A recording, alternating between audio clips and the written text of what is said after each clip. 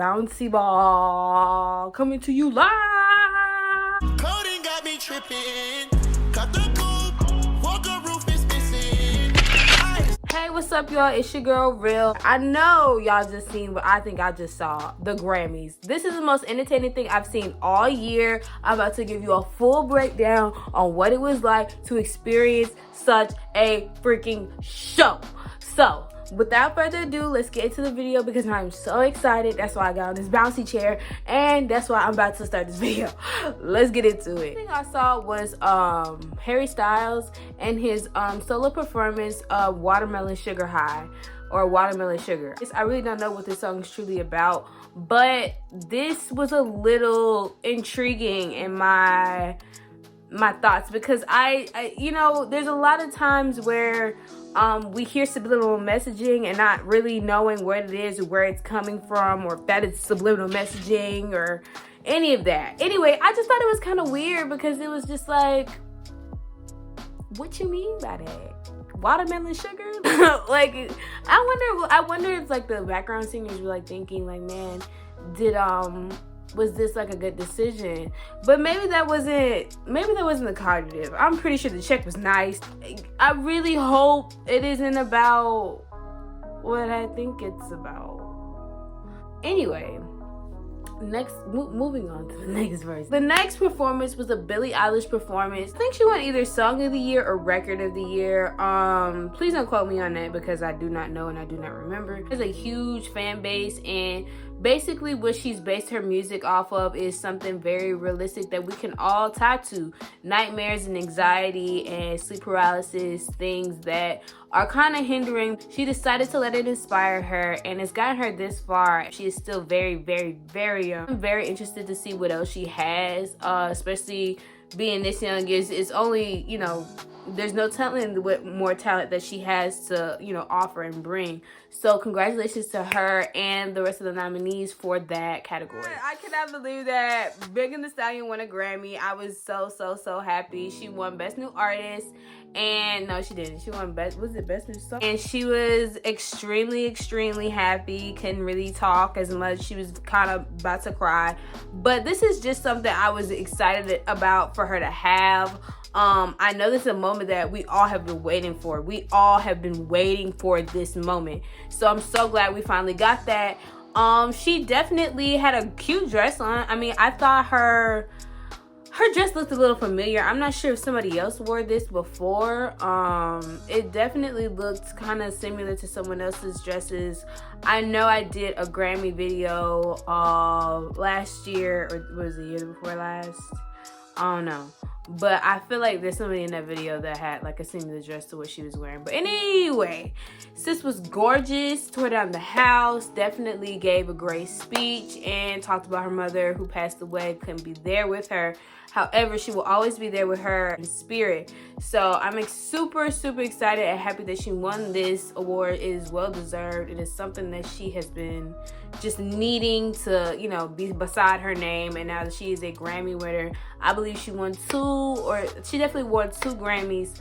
And I'm so explicitly excited for it. Like, I'm just so happy for this lady. Like, honestly, I wish her the best in her career, and you know, the best is yet to come. She's done so much, but there's still so much to do. So I'm just so happy for her, honestly. Like, y'all understand. All right, up next I wanted to talk about the tribute to all the fallen stars. It was definitely a bittersweet tribute. There was this tribute to Pop Smoke, of course, Little Richard. I think Bruno Mars and Anderson .Paak did a tribute song to Little Richard, and it was definitely bittersweet. Little Richard was definitely God's gift in my opinion, but he definitely was a different he definitely, to me, put a lot of people on. In my opinion, a lot of people that are considered non-binary, I feel like he helped y'all do that. But anyway, it's definitely like that. Like, you know, like it's I think what it was about his sexuality or who he was, it really didn't matter, because it was just like he was an entertainer and he enjoyed what he did, and he definitely inspired thousands and thousands of people. So to me, it's like, it doesn't even matter if you are different, or you like to wear makeup, or you sing, or you like guys, you like girls. It doesn't matter, because at the end of the day, you are an entertainer, and your music has an impact on so many people and so many different cultures and so many different things. You know, he inspired others to be themselves, and that's where, you know, all of this came from. So I really am mourning his death, because I know that it was a lot. It was a lot behind him, and he was truly an icon and truly a great person. So that's what I have to say about the tributes. There was a lot of different tributes that I did not know. I'm so sorry, y'all. But it was, I mean, in general, like, it really wasn't for like our generation. It was like generationally, like throughout the centuries and centuries of music, it was different people that have died. A lot of icons died. That's what my mother tells me. So, you know, RIP. But definitely continue to remember that these tributes, like, it helps you kind of like even know who people are in the first place, and if anything, it probably opens your ears to new genres of music. I highly encourage that. I feel like I'm in a whole documentary trying to like, oh, like, I'm gonna enjoy the music throughout the history. Like, I just feel like I'm just like airing all of this out. Anyway. Bruno Mars and Anderson .Paak, woo, went back on me.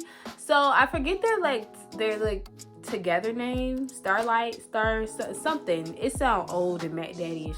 I'm just so happy that these two continue to keep the music alive. All we listen to is trap music. We listen to trap music, and we listen to trap music. And sometimes we listen to trap music. They decided to come together and just make this what it is, because y'all have no idea, like, some things just don't die. Soul music will never die to me. Funk will never die to me. They brought out their like old 70s suits and then like these swift transitions. I was so happy, because it's just like, it's something that's being kept alive by these two vessels. It's something you can groove to. It's something you can smoke to, dance to, whatever you want to do. It's something different though. So just, you know, like, this is my whole thing is just, I'm a huge fan of music. I've always been a huge fan of music, all types of music. I encourage anybody that doesn't really feel like they have like a good spectrum of music, get out there, listen to something you don't normally listen to, listen to something that you and your friends would kind of look at you weird for. Like, listen to stuff that, you know, you feel like you might like, because you never know. Keeping a certain sound alive that a lot of people wanted to claim for dead. So shouts out to them for just even thinking about coming up with this little, you know, idea to mash each other together and make this song and make this album. More importantly, it's definitely something that I feel like it should definitely get more energy. It should get more publicity. It should get a lot more attention, because it's like, come on now, it's real music. And not to say that we don't sample and we test, and, you know, our music is music and it sounds great, but just know that, you know, there's more in life than booze and boobs and weed and money. Like, there's actual feeling and depth behind it. Okay, so new country artist, Miss Mickey I don't know if I'm saying her last name right. I'm pretty sure I'm not. Galatoy. First of all, she's a country singer. A lot of people don't even want to say they like country music if they're black, bro. This is a black girl country singer who wrote a song about what it's like being black in America, and it is very well a country song. She will also be hosting the CMAs that will probably be like next weekend, and I'm definitely probably gonna even tune in that, because she's gonna be hosting. So like, that's the only reason I'll be watching, to be honest. I'm super excited to see what this person has to give. I had no idea. I literally had no idea there was a black girl country artist singer out here like this. So I'm excited, and I thought her dress and performance was great. The introduction of me getting to know who this person was definitely intriguing. Okay, if you like country music, It's fine. I like country. I like country music, and I never tell people that is wild as hell because I like country music. But I'm happy that she was not shy like me and was not, you know, veering away from what she wanted to do or who she truly is. So all gratitude goes to this wonderful person. Ain't no telling what type of bop she can come up with that I'm probably gonna be bumping because y'all, I like music. So what are you gonna do? Woo! All right now. I know y'all seen Megan and Cardi on this stage going bananas. And I just wanted to say, wow. The first part was Megan kind of just doing her, what was this? I think she was doing Savage mixed up with Body, and it was like a little 20s number, roaring 20s number. I did think of Flo Milli when this number was going down. Not saying that she stole from her, just saying like it was very similar, and you know, it was kind of at the same time, but not really, like it wasn't at the same time. And now, the moment we all been waiting and waiting for. Let's talk about Queen Bee, y'all. Let's talk about how she continues to do what she does ever so effortlessly and breaks records, making history.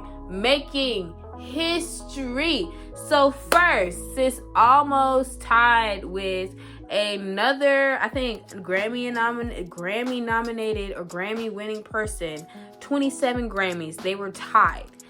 Not even a commercial after. I think it was a commercial, like maybe two commercials later, she won 28 awards total. So I am just so freaking excited, happy. I almost cried myself when sis got 28 Grammys. It is just ridiculous. She has done, I just can't. This is the reason why I argue with people about Beyonce. This is the reason I'm passionate about Beyonce. This is why I love Beyonce. You don't have to like her, but by God, 28 Grammy winning. She has 28 Grammys.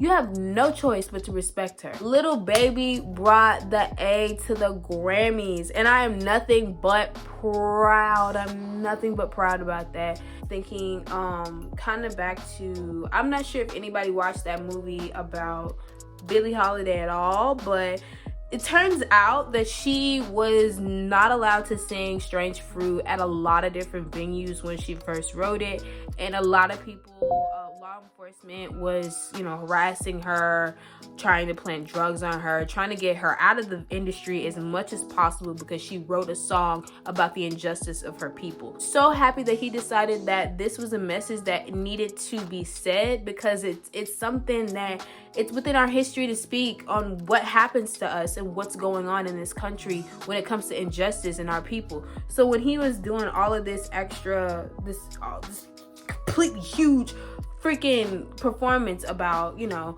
of course, the shooting at the Wendy's and how it was burning down, and kind of just showing you how this madness kind of unraveled, was definitely something. He brought out Tamika, Tamika Wright, and he brought out Big Mike. Tamika Wright is she's been an activist during the 2020 riots. She's been there for us, and for her to be at this performance, it meant the world to me, because it means that he was listening to her when she was being an activist, when she was having all this stuff to say. I definitely thought it was a great performance altogether, and this is a subject that's not talked about too often, nor is it in any rap song. So like I said, thank you to Little Baby, who decided that this is something that needs to be said. I thank you so much for watching this video, and stay tuned for so much more, y'all. Bye.